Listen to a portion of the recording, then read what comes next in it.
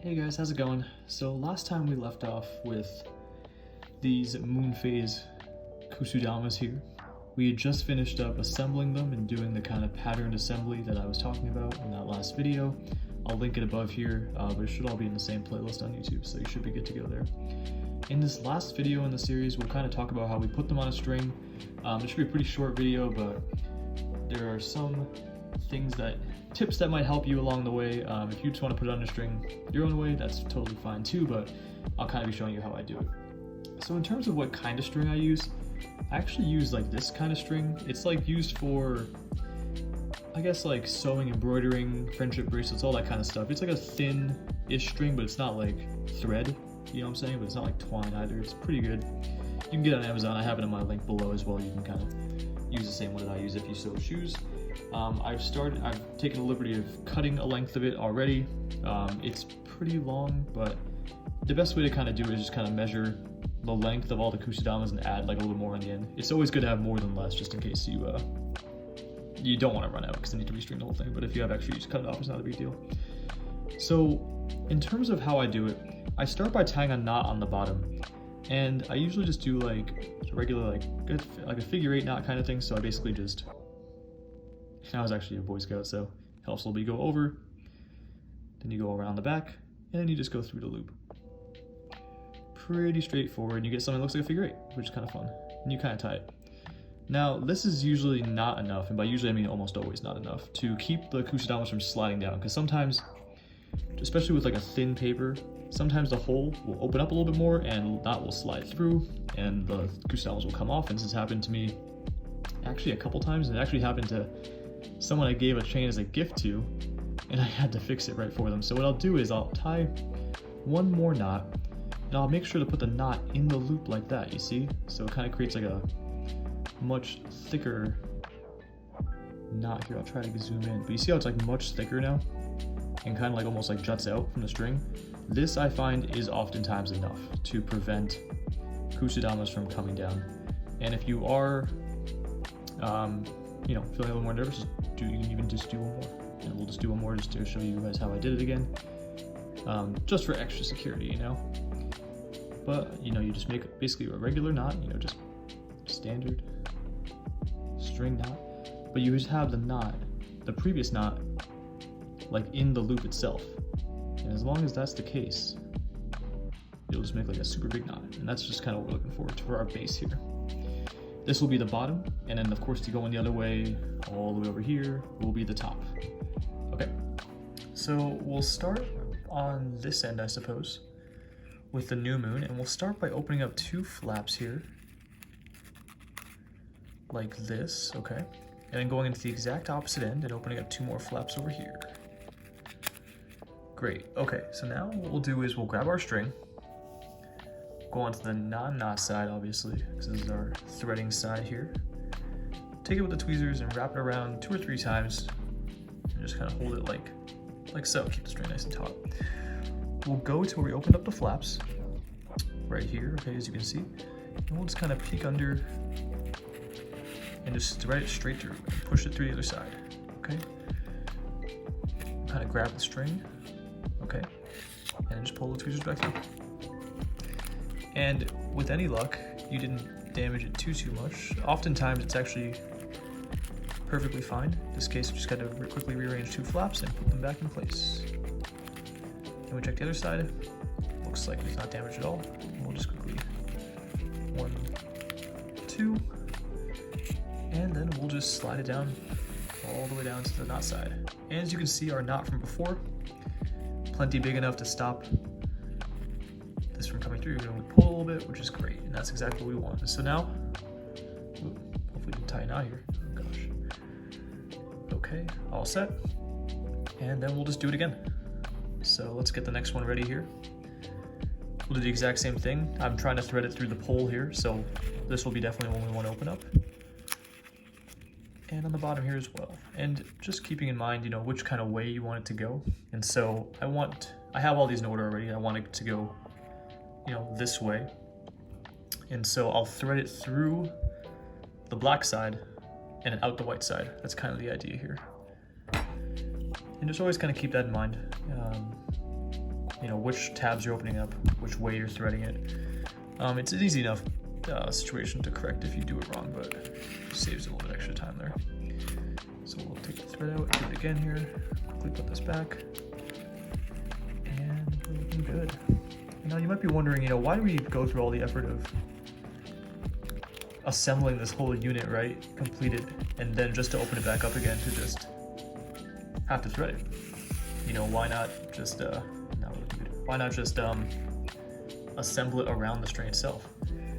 And I've done that before in the past. I've tried assembling I guess kusudamas around the string itself, and the only issue with that is it gets a little bit unstable and challenging to actually complete the construction of the kusudama, like around the string. I find it just so much easier to just complete the kusudama as it is, and then kind of go back and string it, just because otherwise the string is getting misplaced sometimes. It's going into like the wrong cracks.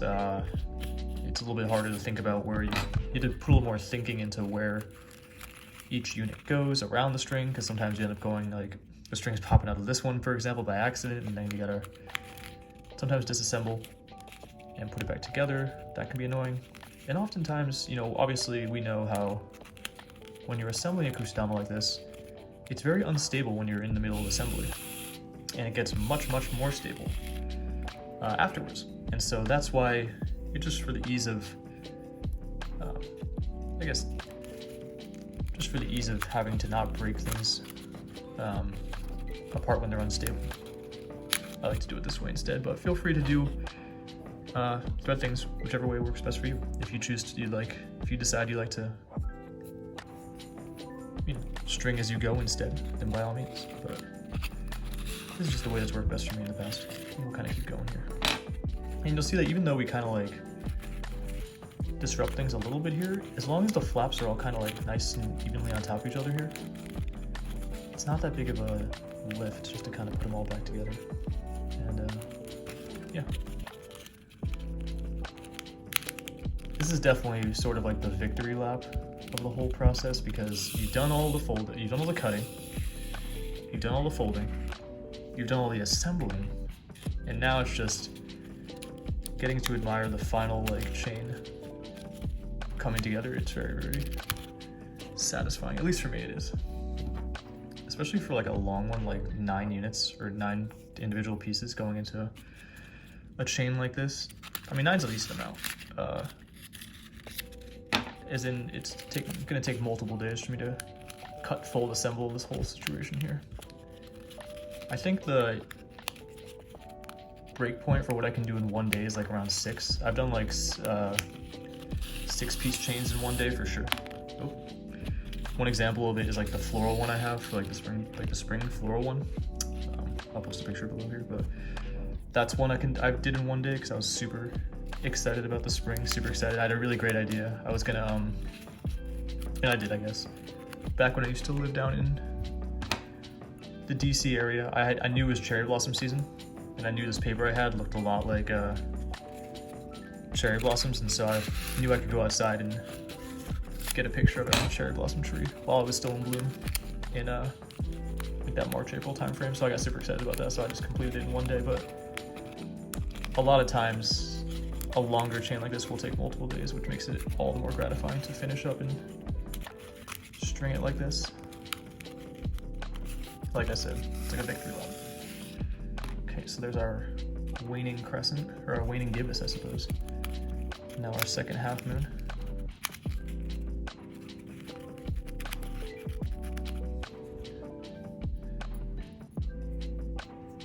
And so this tweezer method definitely, you know, works best for me, but if you have a long needle, I suppose, and choose to do it that way instead, go ahead and do that if that works best for you. Maybe that could be another way of possibly doing this. I've only done it this way because I have these tweezers, and because I don't have a long needle, I don't really do all that much sewing and stuff, and so I just don't have those materials around. This guy got a little bit undone here, so we'll just kind of fix that. Not a big deal. Sometimes that happens, sometimes you quote unquote break it a little bit more than you would hope, but it's usually not that big of a deal. Nothing a quick fix can't remedy. So we're almost done here. Strain it. You see it kind of coming along. As we go here, do 2 more. Just this and the new moon. And I'll show you how to tie the loop on the end so you can hang it up if that's something you want to do as well. Okay, almost done here.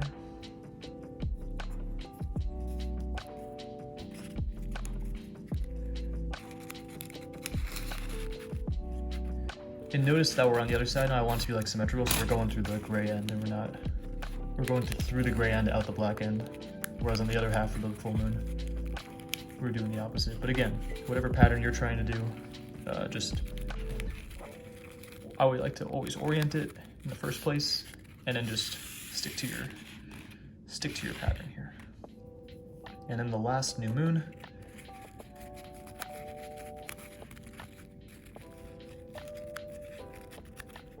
okay.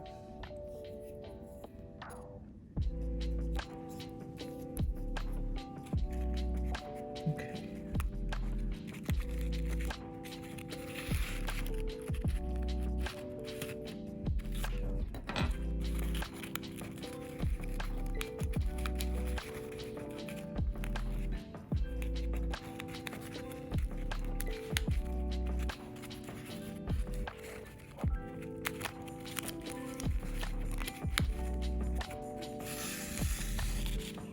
Okay, and that's it. So here's kind of what we're looking at right now. I'll kind of zoom it back a little bit here.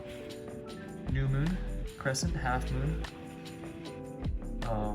waxing gibbous, full moon, waning gibbous, half moon, waning crescent, and then, yeah, so you kind of see how the black's on the outside, the white's in the middle, and it kind of goes like that. I think it looks pretty cool. I think overall this came out about how I'd like, and so I'm happy with that. So now what I do is I like to push everything down to the very end, make sure there's like not much space in between. Just kind of pull a little bit, make sure, and looks pretty tight to me. Okay, so now pretty straightforward. Just make a nice loop here, nothing special, and then just tie this in a knot. So just loop. I'll hold it like this, and then just got this extra piece of string in the way here. No problem though. So loop, and then just tie it in a knot like normal. So tie the loop through the hole, and then just kind of move. Kind of shimmy this knot down and kind of pull like that. Pretty straightforward. Tighten down like this and we're good. So now you can kind of hang it up like so. And the last thing to do, grab your trusty pair of scissors and just trim the extra. And so just trim this here. Careful not to cut the knot and have to redo it. I've done that before. One, and then just the end as well. And then we're done. And so that's how you kind of, here's the finished piece. And so that's kind of how, from start to finish, I make a Kusudama chain, in this case, threading it. So I hope you guys enjoyed this video a little bit longer than I thought, but hopefully it's a little helpful in kind of just getting those last little tips and tricks about tying the knots and all that kind of stuff and getting everything squared away after you've done all the work of cutting and folding and assembling and whatnot. But yeah, like always guys, if you liked the video, give it a like and comment below if you have any questions or comments. Thank you guys so much for joining me. Hope the series was helpful, and yeah, see you guys soon.